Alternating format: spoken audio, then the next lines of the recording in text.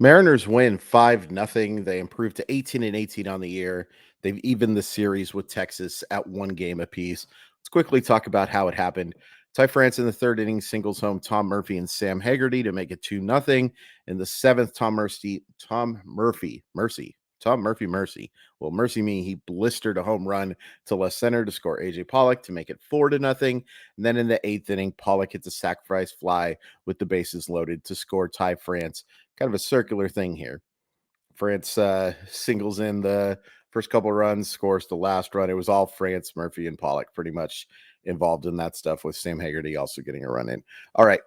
Very few negatives tonight, and a nice bounce back from one of the more anemic efforts I think that they had outside of Logan Gilbert, who was just unreal. And we'll talk about the starting pitching today. Oh, yes, we will. Julio, another real tough night. And a lot of people have been talking about like moving him down in the lineup. Nope. Great players go through struggles. It happens. It absolutely happens. It stinks.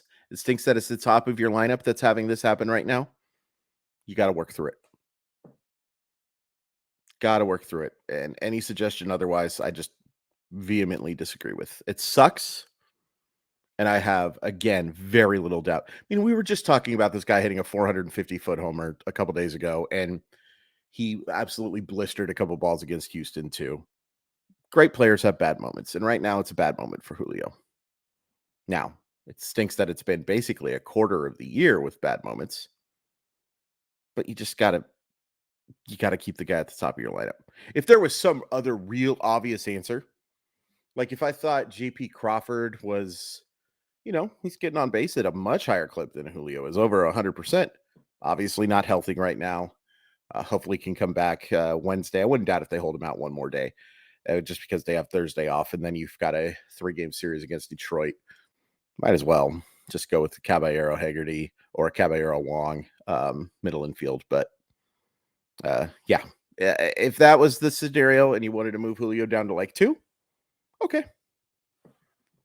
Get him more at bats against players who with runners on scoring position and runners on, excuse me. But I think you just got to leave Julio where he is and know that things are going to get much better. I have zero doubt. Zero doubt. And they may continue to struggle for another week or 2. Those things happen. But you're not moving Julio down. Eugenio Suarez really struggled. Teoscar Hernandez struggled, although it did draw a walk. Nice to see that. Jose Caballero wasn't so great. That's pretty much it for the negatives. Real quick offensively, real nice night for Ty France. Couple hits, drives in those 2 runs. Just struck out twice. I thought actually Andrew Heaney pitched pretty well tonight. And I got some feedback. And again, I appreciate all feedback. Appreciate all constructive criticism, all of that stuff. But the suggestion that John Gray was not good last night is ridiculous. It's an insane thing to say. John Gray was fantastic last night. The Mariners stunk and John Gray was bad. Excuse me. John Gray was good and the Mariners stunk. Those 2 things are beyond mutually inclusive. They definitely both could happen. You can give credit to good baseball players and still be frustrated, folks. Come on. I get as mad as everybody else does when they don't score runs. But John Gray was good last night. And I think Andrew Heaney was pretty good tonight. The biggest thing I think that you could take away, other than we'll talk about it in just one sec, really nice game from Tom Murphy. Really nice. Great to see him draw a walk. Not exactly the most patient hitter. After that atrocious start, he's a borderline competent Major League Baseball hitter right now when you look at the numbers. 242, 262, 415 isn't great. But think about how bad those numbers were not that long ago. I'm really, really encouraged by what I've seen from him as of late, because they need him. They need him to be a lefty guy.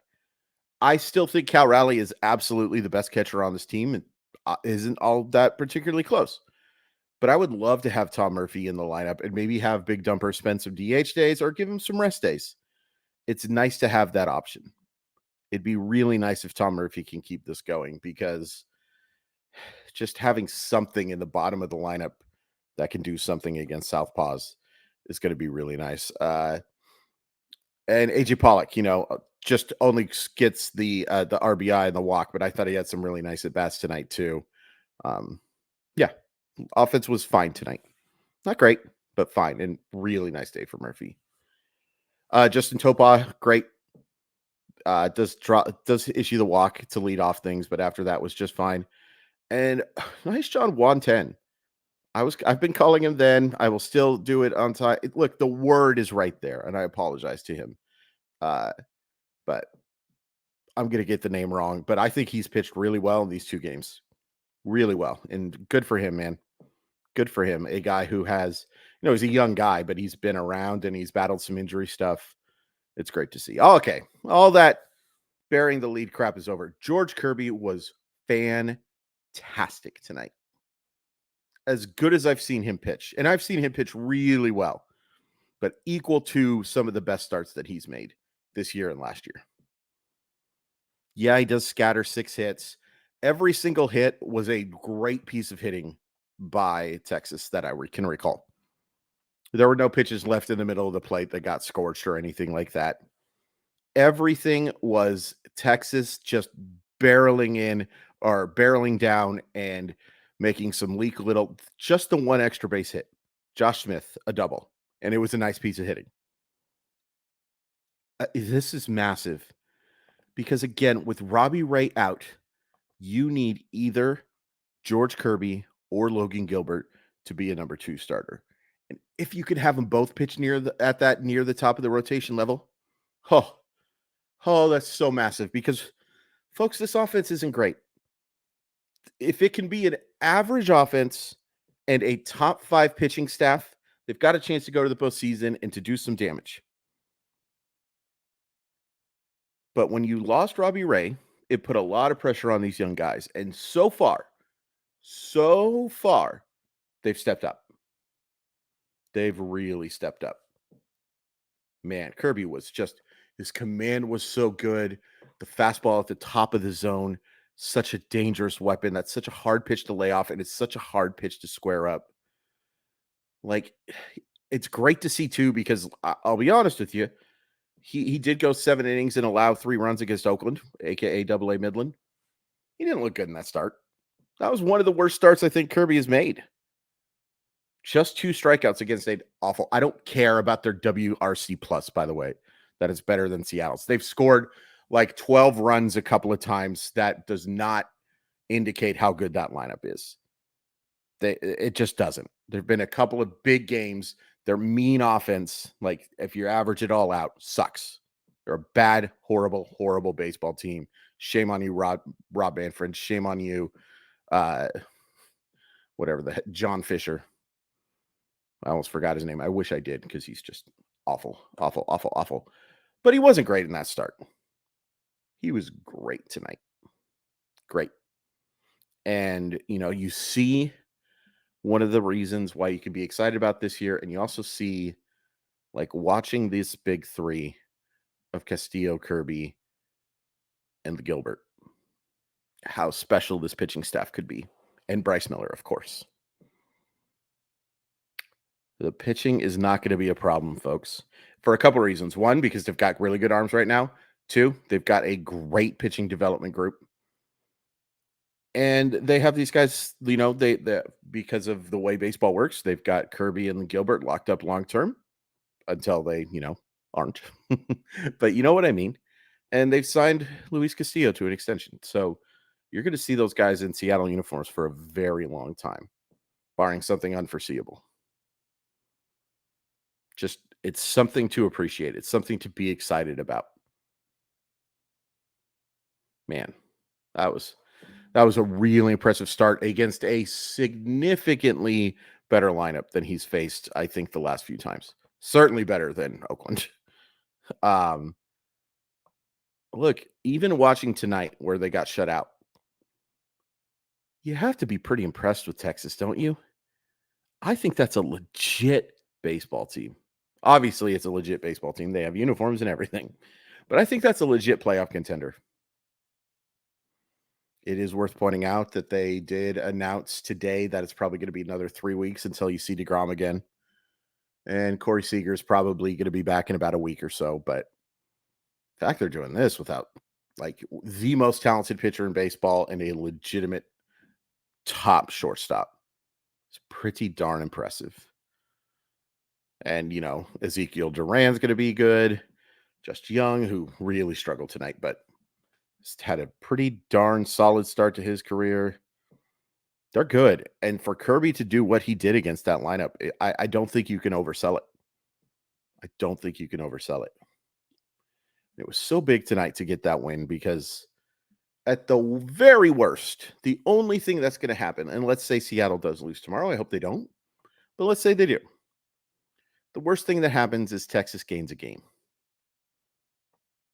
Worst thing that can, with a loss and then a loss tomorrow, you're talking about them picking up 3 games potentially. That's not good. You don't want that. You want to, again, you can talk about how early all of this stuff is. That's fine. That's not, it's an obvious point. But you don't want to fall out too far in the division. You don't. You don't want to have to play for the wild card. Making the postseason is cool. But hosting playoff games and potentially like getting a bye, the Mariners are good enough to do that. That I really do think they are. They're talented enough to do that. And if they make a couple of moves, I think that they could be just right there. Will they make those moves? I don't know. But it's within their grasp. It's within their grasp. And as frustrating as the loss was yesterday, they've now won 3 out of 4. I think they're like 7 for their last 10, something like that. Keep that up. You got a lot of good things going. Tomorrow's an interesting pitching matchup. We got Luis Castillo on the mound against Dane Dunning. And I do know Castillo has not been supremely great the last few, but I'm pretty confident every time Luis Castillo takes the mound. It'd be great to get this series win and then get to go play Detroit, who is playing better, but still not a very good baseball team. Not a very good baseball team at all. Yeah, that was a fun one. It was a fun one, especially after yesterday. Yesterday, you did have the high of that series win against the Astros, but the offense was so bad that next night that it was pretty easy to forget about it, which was unfortunate because Gilbert was so good. But yeah, good stuff. Follow me on Twitter at Crawford_MILB. Sports Sometimes, RotoWire Fantasy Baseball Podcast. I recorded an episode of Sports Sometimes with Craig Calcaterra. That was just a blast. Craig is such a smart guy and so affable. And sometimes people think affable is a bad word. I think affable is a very nice word. But I'm a very polite guy, so I think being affable is not such a bad thing. But it was a lot of fun. But not as fun as this Mariner win, if I'm being honest with you. Craig, you're great.